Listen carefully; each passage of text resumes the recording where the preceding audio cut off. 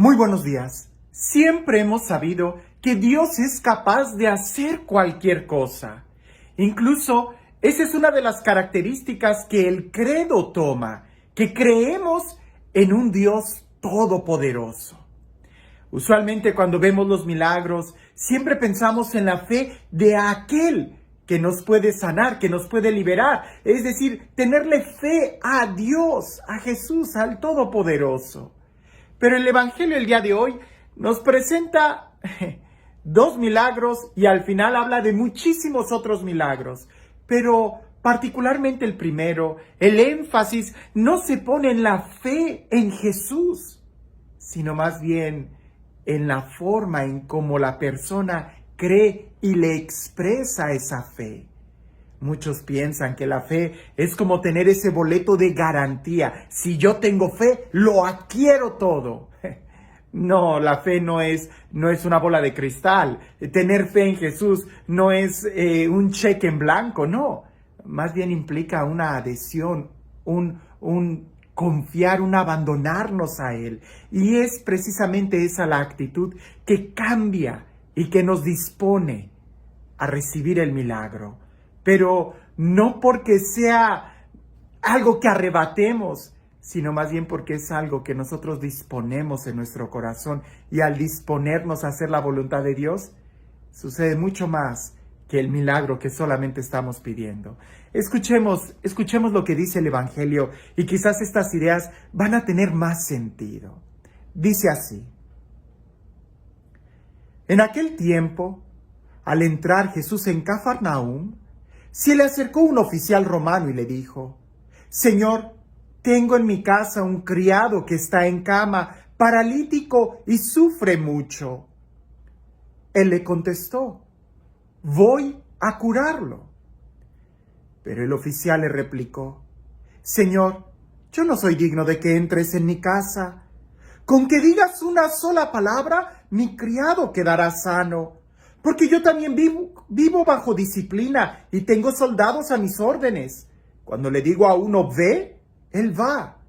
Y a otro ven, y él viene. Y a mi criado haz esto, y lo hace. Al oír aquellas palabras, se admiró Jesús y dijo a los que le seguían: yo les aseguro que ningún israelita he hallado una fe tan grande. Les aseguro que muchos vendrán de oriente y de occidente y se sentarán con Abraham, Isaac y Jacob en el reino de los cielos. En cambio, a los herederos del reino les echarán fuera a las tinieblas. Allí será el llanto y la desesperación. Jesús le dijo al oficial romano: vuelve a tu casa y que se te cumpla lo que has creído. Y en aquel momento se curó el criado. Al llegar Jesús a la casa de Pedro, vio a la suegra de éste en cama, con fiebre. Entonces Jesús la tomó de la mano y desapareció la fiebre. Ella se levantó y se puso a servirles. Al atardecer le trajeron muchos endemoniados. Él expulsó a los demonios con su palabra y curó a todos los enfermos. Así se cumplió lo que dijo por el profeta Isaías: Él hizo suyas nuestras debilidades y cargó con nuestros dolores. Es un texto muy hermoso porque nos habla de dos aspectos. Sí, en primera instancia vemos la fe de este centurión que se lo expresa a Jesús en dos momentos. Él cree, por eso se acerca y le pide el milagro a Jesús.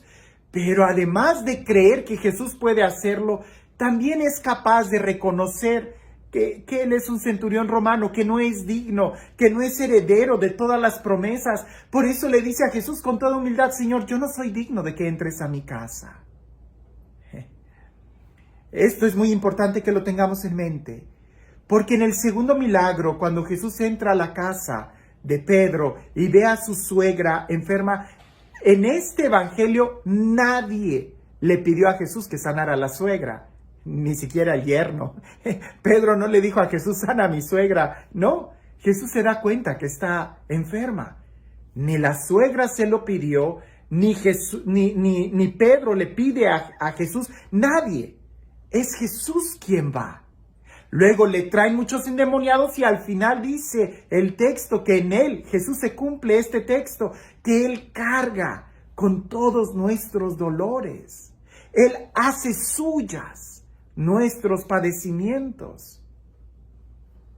Esto es importante, porque no debemos de dudar que Dios quiere sanarnos.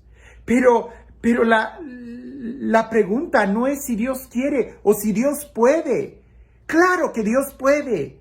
Lo importante es, nosotros tenemos la disponibilidad, nosotros tenemos la disposición, dejamos que Él nos tome o nos hable. Pensemos un poco en la actitud del centurión, porque es muy importante esta actitud, tan así que Jesús la elogia. Porque en el Evangelio vemos muchos que le gritan a Jesús. Sí, Señor, ten misericordia de mí. Y en ese ten misericordia de mí vemos la actitud desesperada de alguien que cree en Jesús y que al pedir misericordia también expresa una humildad. Pero en este centurión romano se ve de una manera tan clara. No entres a mi casa, no soy digno, solo di una palabra. El centurión romano sabe muy bien que Jesús tiene el poder, sabe muy bien que Jesús tiene la autoridad. El centurión romano que tiene autoridad, que mueve ejércitos, que al menos estará al frente de algún batallón, sabe que Jesús también tiene autoridad y que con su palabra Él puede hacer que las cosas sucedan. Por eso le dice, no entres a mi casa, no soy digno. Él cree en Jesús y al mismo tiempo sabe y reconoce quién es Él, un centurión romano, un pagano, alguien que no era heredero de las promesas de salvación. Y sin embargo, cree en Jesús, en el poder de su palabra.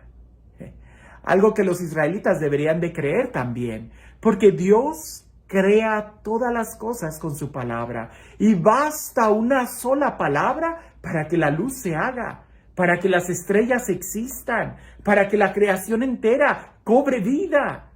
Una sola palabra de Jesús calmó la tempestad, una sola palabra de Jesús hizo que Lázaro saliera de la tumba. El centurión le dice, solo di una palabra y eso es suficiente.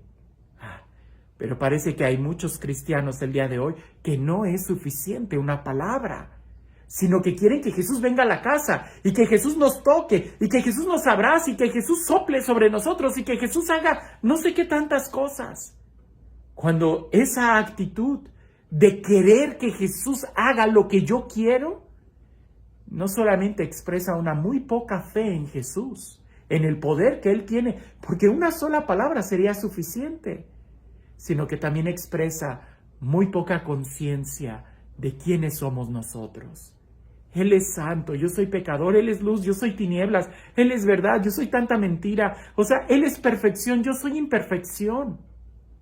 ¿Cómo exigirle a Él?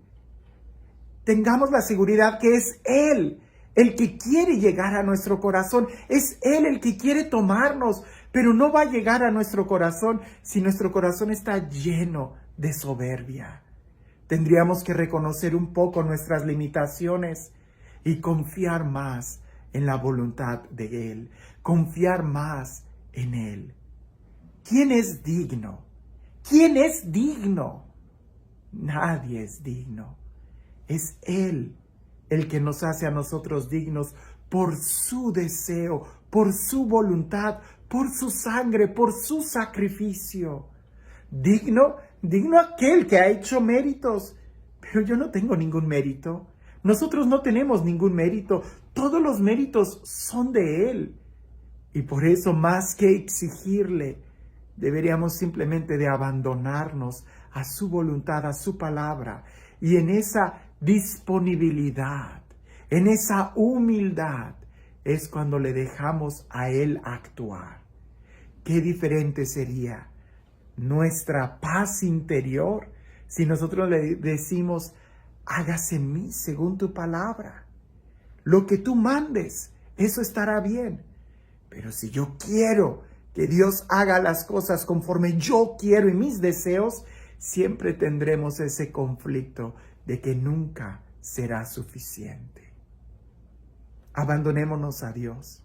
Confiemos en su palabra. Confiemos en que Él tiene la mejor voluntad y la mejor sabiduría para cada uno de nosotros.